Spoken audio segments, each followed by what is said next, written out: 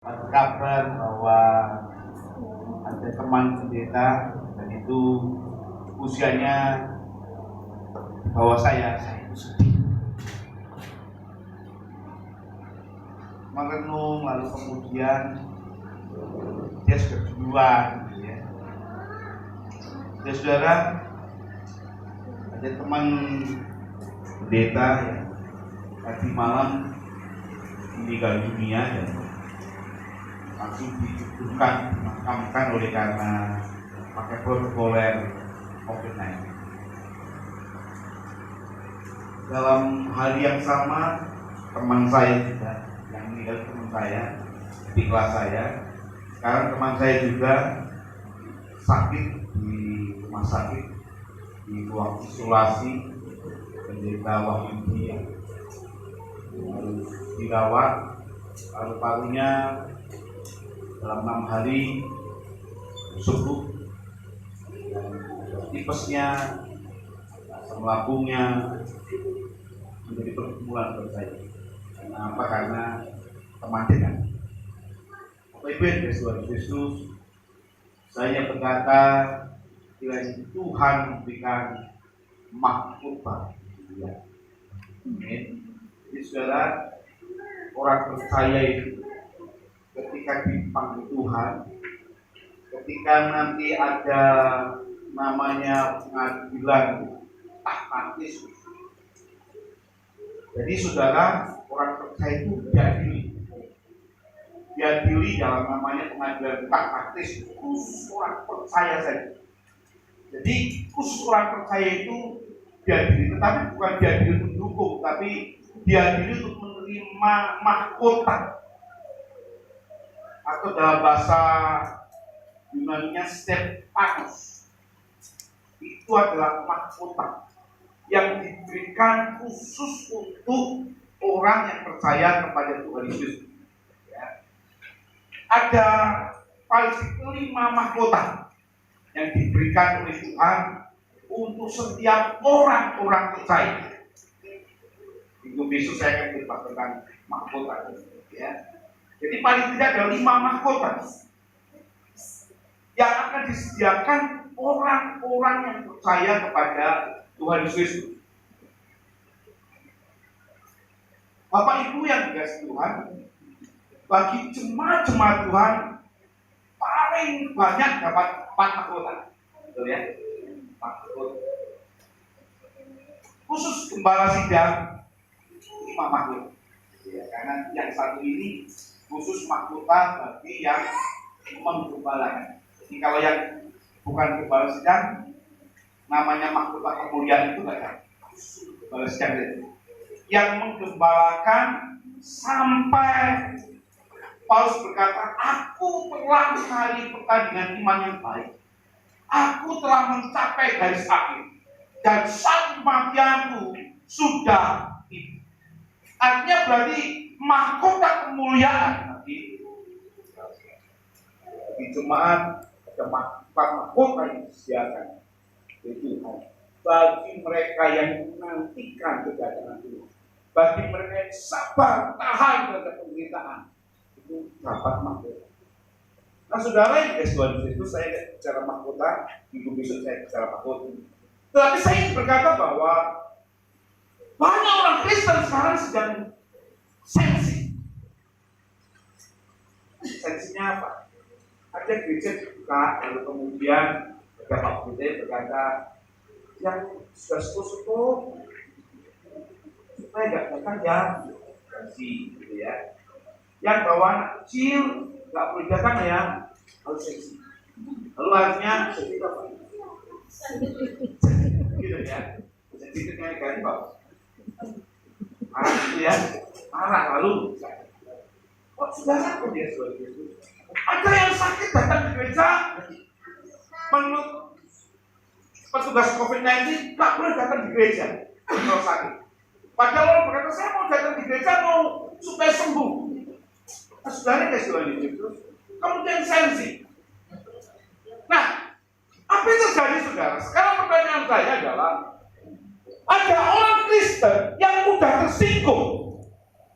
Kemudian ketika mudah tersinggung, mudah keluar dari gereja.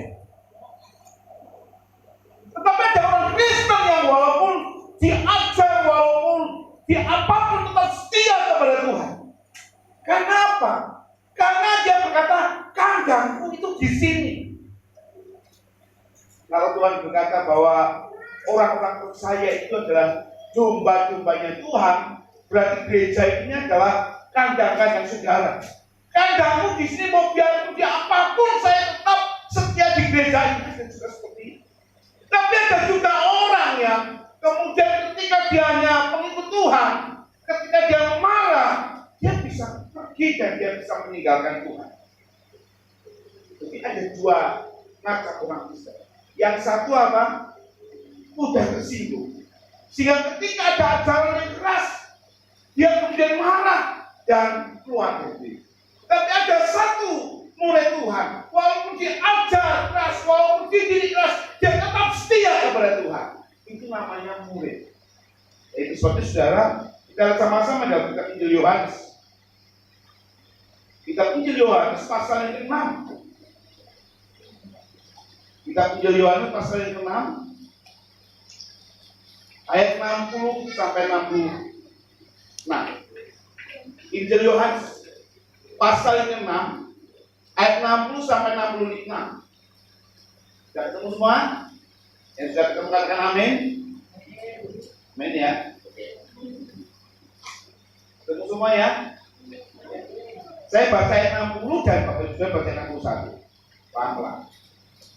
Murid-murid yang mengundurkan diri di Galilea, sesudah mendengar semuanya ini, banyak dari murid-murid Yesus yang berkata, perkataan ini keras, siapa yang sanggup mendengarnya? 1, 3. Oh, ayat gimana sih? Ayat berapa? Ayat itu bilang 60 sampai 60. Nah, gitu ya. 60 yang baca saya, 61 yang baca siapa? Saya. Itu serius itu ya. Ya, oke. 1, 3. 61. Yesus yang di dalam hatinya tahu bahwa murid-muridnya bersungut-sungut tentang hal itu, berkata kepada mereka, adakah perkataan yang menguncangkan imanmu? Dan bagaimana jika kamu melihat anak manusia naik ke tempat di mana dia sebelumnya berada? Roh Allah memberi hidup, daging sama sekali tidak berguna. Perkataan-perkataan yang kukatakan kepadamu adalah roh dan hidup. Tapi di antaramu ada yang tidak percaya. Sebab Yesus tahu dari semula siapa yang tidak percaya dan siapa yang akan menyerahkan dia. Lalu ia berkata, sebab itu telah kukatakan kepadamu, tidak ada seorang pun dapat datang kepadaku kalau Bapa tidak mengaruniakan kepadanya. Ayat 66 bersama-sama ya. 1, 3. Mulai dari waktu itu, banyak murid-muridnya mengundurkan diri dan tidak lagi mengikuti dia. Ya, lihat ayat 66. Mulai dari waktu itu, banyak murid-murid yang mengundurkan diri dan tidak lagi mengikuti dia. Saudara yang dikasihi Yesus, kalau kita perhatikan dari Yohanes pasal yang ke-6 ayat 1 sampai dengan ayat yang ke-59 dikatakan di situ Tuhan Yesus Kristus membuat banyak mujizat. Tuhan Yesus Kristus banyak pengikutnya. Orang berduyun-duyun datang kepada Tuhan Yesus Kristus. Orang banyak datang kepada Tuhan Yesus Kristus, mengikuti Tuhan Yesus Kristus. Kira-kira saya sedang membayangkan kalau itu manusia, artinya seperti saya pasti bangga, ya. Dari 12 murid kemudian berkembang menjadi banyak yang mengikutnya. Bangga, saudara, ya. Kenapa? Karena semakin bertambah tentunya bangga sekali. Tapi Bapak Ibu Saudara dan Saudara Yesus, ketika Tuhan Yesus Kristus berbicara ketika Tuhan Yesus mengajarkan ajaran kebenaran, apa yang terjadi saudara? Ayat yang ke-66 ayat yang 66 apa di situ?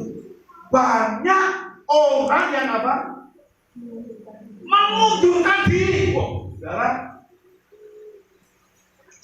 dari banyak orang yang datang ketika Tuhan Yesus mulai mengajar tentang kebenaran,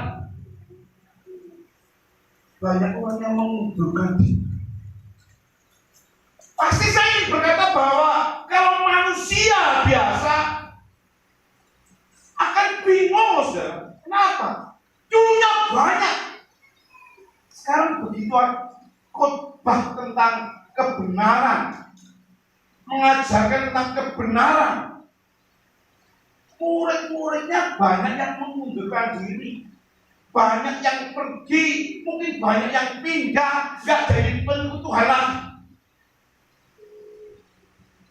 Sekarang itu selanjutnya banyak gereja-gereja sekarang lebih mengutamakan banyaknya jemaat.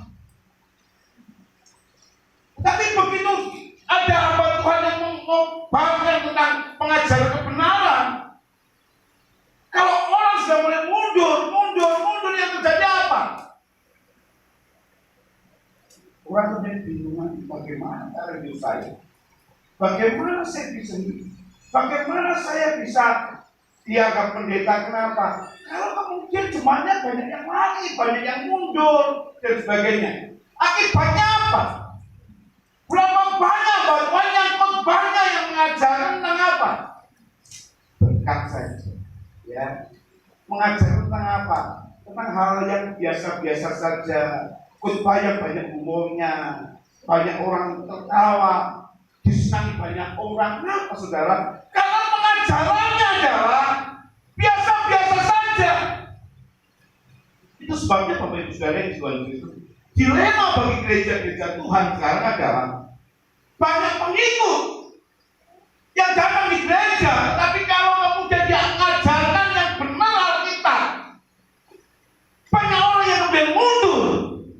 Takut Pak. Nah itu sebabnya saudara, saya berkata di awal, di gereja ini itu ada dua jenis manusia. Yang satu apa tadi? Mudah mundur, mudah tersinggung. Kemudian begitu punya ajaran yang keras, dia kemudian mengundurkan diri, pindah gereja. Yang satu adalah apa? Tetap setia kepada Tuhan Yesus. Dia berkata, di ajaran apapun aku tetap setia. Kenapa? Tuhan memanggil aku untuk bertumbuh, berkembang di gereja ini. Amin. Itu sebabnya dia harus maju bersama Tuhan. Tetapi saudara, sesungguhnya gereja itu dalam bahasa Yunani eklesia, dalam bahasa Portugisnya gereja artinya adalah orang-orang yang dipanggil dari kegelapan. Orang-orang yang dipanggil dari kegelapan, orang-orang yang dulunya berdosa, sekarang dipanggil oleh Tuhan untuk apa? Dalam terang. Amin. Jadi dulunya orang berdosa, dulunya orang yang jahat, dulunya orang yang sangat jahat, ketika masuk gereja menjadi apa? Baik, gitu ya. Menjadi baik. Kenapa? Karena diajarkan firman Tuhan. Tapi berapa banyak orang ketika di gereja justru semakin baik. Akibatnya apa? Mudah tersinggung. Itu sebabnya Bapak Ibu yang dikasihi Tuhan Yesus, saya berkata bahwa ada dua hal. Yang pertama adalah menjadi murid Tuhan dan menjadi pengikut Tuhan. Pengikut itu adalah kayak orang delok. Delok itu, siapa yang pernah delok sepak bola? Melihat sepak bola suka? Nah, kalau sepak bola itu biasanya sih paling senang apa ya? Main dulu. Gitu ya. Begitu main sendiri bisa Panggil demo pula gitu ya. Gitu kan? Kenapa? Karena dia bisa delok saja. Dalam bahasa Jawa delok itu kendel arok. Kendel arok itu adalah apa? Senang main go. Nah, jadi saya dulu suka namanya Mike Tyson, gitu ya. Akhirnya tinggal gitu ya. Wah, ini terjadi apa? Begitu Mike Tyson kalah, gitu ya. Padahal kira-kira saya menghadapi sendiri mungkin nggak sampai setengah ronde sudah selesai. Kenapa? Sherlock gitu ya. Nah sekarang banyak orang bisa jadi penonton, jadi komentator delok tadi. Kenapa? Dia hanya komentator saja, dia hanya komen saja, dia hanya bicara saja. Itu namanya pengikut. Ya, itu namanya apa? Pengikut. Kalau pengikut itu nek seneng yo melu, nek ora seneng ora melu. Itu pengikut gitu ya. Nek ono karepe ya melu, nek ora ono karepe ya ora melu. Itu pengikut. Jadi saudara, kalau namanya pengikut itu, nek aku pas seneng yo nek gereja, nek ora seneng ya.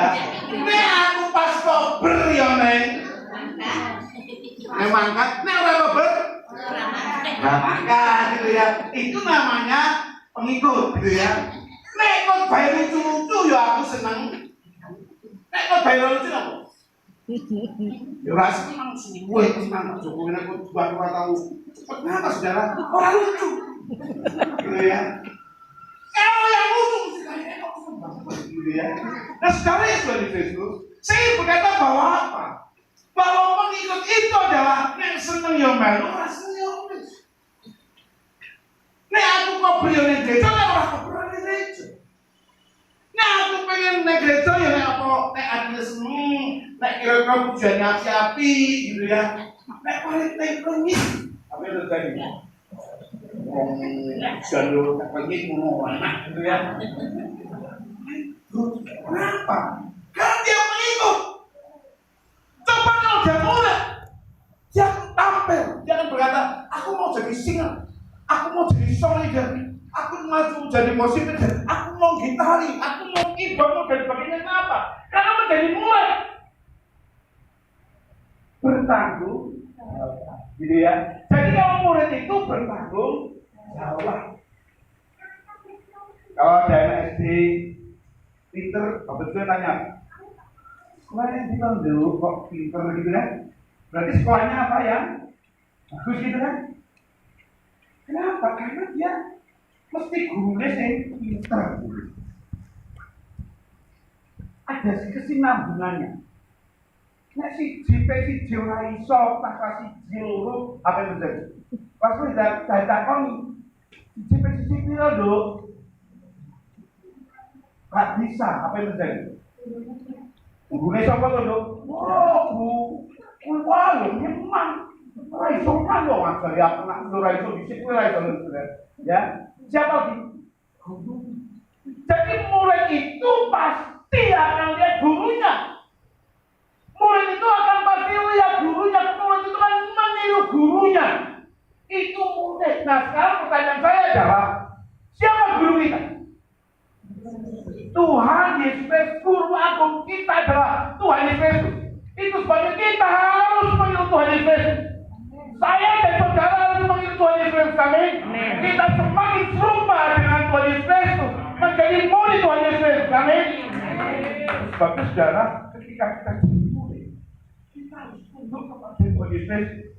Mari kita sama-sama Matius 28. Matius 28 dikatakan begini kita. Matius 28 ayat 19-20 ya. Dikatakan begini. Karena itu pergilah.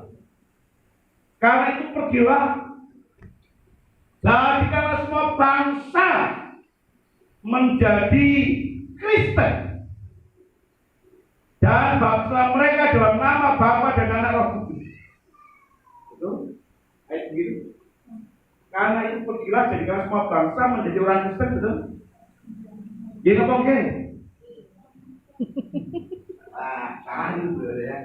Jadi karena itu pergilah jadilah semua bangsa bukan jadi Kristen. Kristen KTP, ya. Nih jenenge Kristen gitu, tapi kemudian nggak berbuat apa-apa. Tapi jadilah semua bangsa apa? Muridku, muridnya Tuhan Yesus. Ya, muridnya Tuhan Yesus. Jadi jadilah semua bangsa muridku. Dalam bahasa Yunani-nya adalah matetes. Ya, matetes itu murid. Dalam bahasa Inggris disciple. Atau kemudian kalau di bahasa Indonesia menjadi disiplin. Jadi seorang murid disciple matetes itu adalah orang yang disiplin.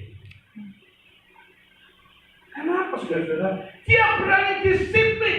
Dia berani, kata kitab Nabi Yesaya adalah supaya dia cepat mendengar. Dia banyak mendengar. Tapi kemudian tiap hari selalu diasah dengan apa? Kebenaran firman Tuhan. Jadi itu menjadi murid Tuhan. Supaya kita semakin serupa dengan Tuhan. Nah, caranya bagaimana kita sama-sama saling menjadi murid? Ayat 20. Dan ajarkan mereka melakukan segala sesuatu yang telah diperintahkan kepadamu. Dari sama-sama menjadi murid itu dikatakan ajarkan mereka. Tapi saudara dalam gereja ini yang utama adalah bagaimana saya dan saudara diajari firman Tuhan. Istilahnya back to back. Langsung wonten ing kitab suci. Langsung wonten ing kitab suci. Asal Banyumasnya balik maning. Balik maning wonten ing Injil Kristus Yesus. Langsung kitab suci, back to Bible. Kembali kepada kitab suci. Diajar oleh firman Tuhan. Diajar, dituntun supaya kita belajar dari kitab suci, supaya itu menjadi kekuatan buat saya dan saudara. Jadi saudara dan saya akan diajar dalam firman Tuhan. Di luar firman Tuhan kita tidak bisa menerimanya. Kenapa? Kembali kepada firman Tuhan. Amin. Itu sebenarnya seperti itu. Dalam pelajaran itu kadang-kadang nggak semuanya enak. Kadang-kadang kita berkata kok nyinggung aku dong. Pokoknya Pak Joko nyinggung aku ini. Kenapa? Karena yang menyinggung itu adalah firman Tuhan. Yang mengajar itu adalah firman Tuhan. Kalau saya dan saudara dididik oleh firman Tuhan, maka kita semakin serupa dengan Kristus Yesus. Ya. Kok benar kitab suci? Mau saya dapat tanya. Kok benar kitab suci? Sebagai kaca. Dalam bahasa Jawanya apa? Milon. Bahasa Jawanya apa? Kaca itu? Pengilon. Pengilon, gitu ya. Pengilon gitu. Pengilon itu berani apa? Hari ini siapa yang tidak ngilo? Ya, hari ini siapa yang belum ngilo? Ngilo siapa? Hari ini ketika saudara datang di gereja, siapa yang belum ngaca? Gila, semuanya ngaca. Bahkan ibu biasanya gua foto di WC di sini, foto di sini. Biasanya gitu loh, gitu ya. Gitu itu cilik gitu. Nek budaya untuk benar-benar kan betul enak gitu. Iya. Siapa yang lebih lama mengaca? Wanita. Orang berubah itu kok begitu ya. Nah, saudara Yesus, Alkitab itu adalah pengilon. Alkitab itu adalah kaca. Ketika saya dan saudara berkaca, saudara lihat, oh, ternyata aku ya bisa bertumbuh gitu ya. Oh, ternyata itu jawabnya bukan sakit. Oh, ternyata itu ya berarti aku itu ukuran kok kandel gitu. Kenapa itu? Nah, Alkitab itu adalah kaca kita. Itu sebabnya firman Tuhan berkata segala tulisan yang diilhamkan Allah, kitab Timotius. Segala tulisan di arah malam memang berguna untuk mengajar, nanti mengajar kepada saya dan saudara, supaya kita semakin baik, supaya saya dan saudara semakin setia kepada Tuhan. Amin. Jadi itu sebabnya saudara perlu kita mendengarkan kebenaran firman Tuhan. Makanya tiap pagi saya mengirimkan kebenaran firman Tuhan, tidak tulisan, tetapi suara gitu ya. Oleh Pak Jokowi, suara gimana, Pak Jokowi, badang gitu ya. Tapi itu yang menguatkan saya dan saudara. Kenapa? Kembali ke firman Tuhan. Semakin setia kepada Tuhan. Kenapa? Karena Alkitab firman Tuhan itu mengajarkan saudara yang benar. Itu sebabnya kalau kita tidak setia membaca Alkitab, tidak setia, Pak Tuhan itu betul sakit muncul, Pak. Tapi pasti saudara bisa mendengar. Kita Roma berkata, iman timbul dari apa? Pendengaran. Jadi syaratnya dari Kristen itu tidak harus membaca, tetapi syarat dari Kristen itu mendengarkan. Kalau saudara bisa mendengar, bisa mendengar dan mendengar, saudara akan bertumbuh dan bertumbuh. Amin. Jadi orang Kristen itu tumbuh setia. Tumbuh itu Kristen itu setia. Saya tanya, siapa yang jadi Kristen sudah 30 tahun? 30 tahun? 20 tahun? 10 tahun? Gitu ya. Tidak ada masalah, 30, 20, 10. Berarti kalau yang 30 tahun semakin dewasa. Tapi bayarnya kalau 30 tahun, kok ejeng hubungan dengan 30 tahun Indonesia? Halo, lupa Pak? Makel gitu ya. Ngambek ya, hubungan. Terus dari wong Kristen 30 tahun sekolah ini bisa hubungan. Urip ora kemarin ya.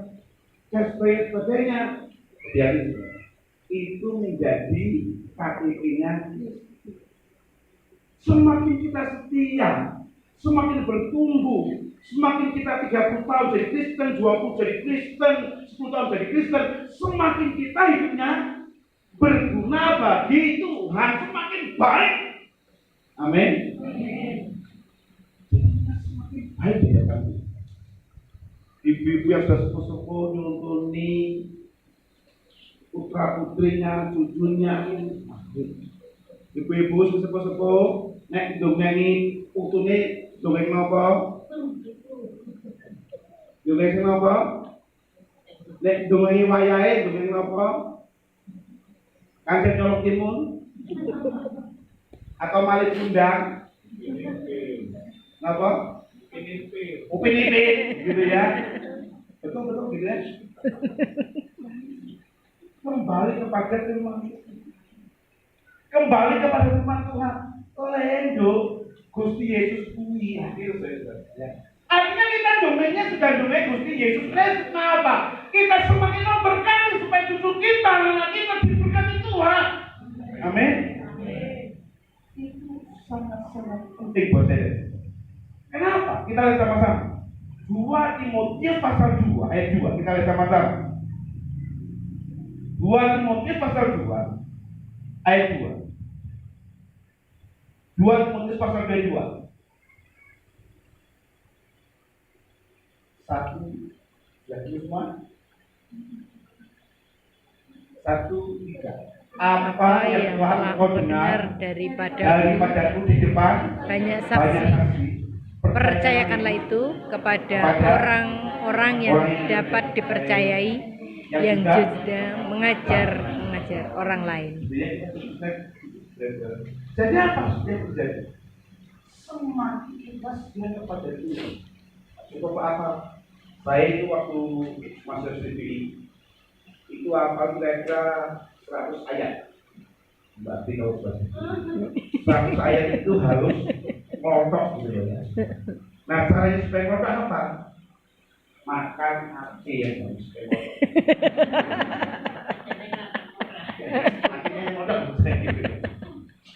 Jangan, karena firman Tuhan itu hidup ya, dan kami itu sebabnya apa? Apa yang kau dengar daripada apa yang kau didengar Timotius dari Rasul Paulus, ajarkanlah itu kepada orang lain. Yang juga akan mengajar orang lain. Jadi diajari terus. Ini konsep namanya konsep pemuritan. Apa yang terjadi sama murid? Musa memuridkan Yosua. Tuhan Yesus memuridkan Rasul memuridkan orang lain. Barnabas memuridkan Paulus. Paulus memuridkan Timotius. Timotius memuridkan banyak orang lain. Itu konsep pemuridan. Jadi apa yang kau dengar daripada Paulus berkata begitu kepada Timotius, apa yang kau dengar daripada Timotius di depan banyak saksi, percayakanlah itu kepada orang-orang yang dapat dipercayai, yang juga cakap mengajar orang lain. Jadi harus mengajarkan firman Tuhan itu sampai masuk dalam hatinya, memahami dalam hatinya, supaya orang itu bertumbuh dalam Tuhan. Amin. Jadi orang Kristen itu tetap bertumbuh dalam Tuhan. Kenapa? Diajari firman Tuhan yang benar. Bukan gurauan, bukan cuma guyonan, bukan cuma dagelan, bukan. Kalau menjadi khotbahnya pengen yang dagelan, mengundang semua gitu ya. Tapi bukan itu. Tapi yang terjadi adalah mengajar firman Tuhan dengan kebenaran firman Tuhan. Saya menuntut satu hal tadi. Ada seorang namanya Bernard dalam Mantai. Ada seorang namanya Polikarpus. Polikarpus ini adalah muridnya Rasul Yohanes. Polikarpus muridnya Rasul Yohanes. Ketika Polikarpus ini dikejar-kejar oleh orang Romawi, dia ketangkap. Ketika ketangkap, lalu Polikarpus berkata kepada pasukan Romawi, silakan kasih makan pasukan Romawi. Lalu dia berkata, minta maaf ya, saya tak berjuang. Polikarpus berjuang berjam-jam. Lalu setelah itu tetap ditangkap, dibawa ke gubernur. Gubernur berkata begini, Polikarpus, tutupilah Yesus Kristus, engkau akan kulepaskan. Apa jawab Polikarpus? Bertahun-tahun Tuhan Yesus tidak pernah mengecewakan aku. Masakan aku mau menyangkal Tuhan Yesus? Akhirnya Polikarpus kenapa sudah? Karena terjadi orang murid Tuhan yang bernama Timotius. Jadi ini yang menulis surat dari Paulus kepada Timotius. Timotius waktu itu dia menjadi gembala sidang di Efesus. Ketika dia sudah tua, dia melihat orang Efesus mulai menyembah berhala. Timotius menghalangi. Dan apa yang terjadi? Timotius dipukuli sama penyembah berhala sampai mati. Kenapa saudara? Percaya mengajar kebenaran Tuhan Yesus. Sebabnya menjadi praktis harus menjadi apa? Murid. Katakan kepada saya adalah murid. Ayo kita katakan sama-sama. Saya adalah murid, bukan pengikut, bukan pengikut, tetapi murid. Ya. Kalau saudara murid, maka saudara setia kepada Tuhan Yesus. Ya, amin. Kalau saudara murid setia terus kepada Tuhan Yesus, dan semakin apa? Serupa dengan Tuhan Yesus. Amin. Semakin sama dengan Tuhan Yesus, sehingga kita tetap setia kepada Tuhan. Diajari firman Tuhan, tetap setia kepada Amin. Kita akan berdiri bersama-sama.